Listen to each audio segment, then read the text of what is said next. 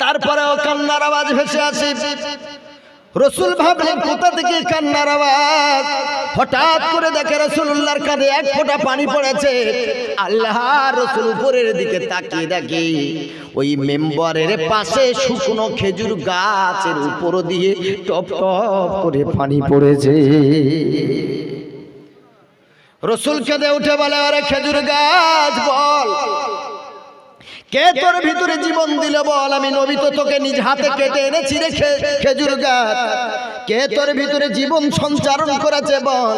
তুই তো মৃত ছিলিস, কে তোর ভিতরে জীবন দিয়েছে বল? কেমন করে কাঁদিস বল? কিভাবে জীবন ফিরে পেরি বল?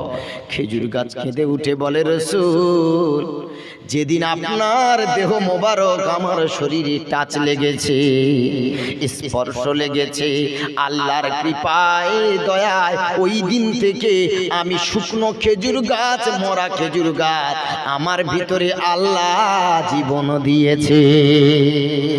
জোরে বলেন না নারায়ে তাকবীর, নারায়ে তাকবীর।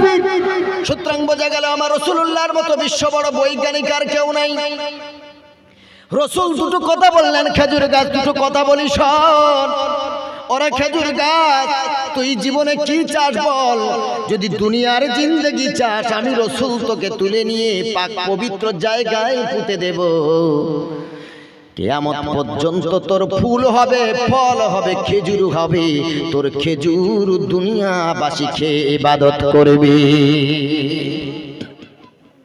তা যদি না হয় বল রে খেজুর গাছ, আমি তোকে তুলে নিয়ে জান্নাতুল বাকিতে কবর দেব রে খেজুর গাছ। কিয়ামতের দিন মানুষ উঠবে, তুইও উঠবি, আমি নবী তোকে তুলে নিয়ে জান্নাতুল ফেরদাউসে যাব। বল খেজুর গাছ কোন জিন্দেগিটা তুই চাস?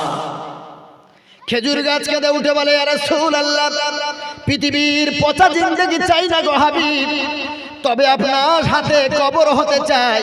আপনি আমাকে দাফন করে দেন, কিয়ামতের দিন আপনার হাতে হাত রেখে আপনার সাথে জান্নাতুল ফেরদাউসে গিয়ে জান্নাতীদের খেজুর খাইয়ে আমি খেজুর গাছ ধন্য হতে চাই।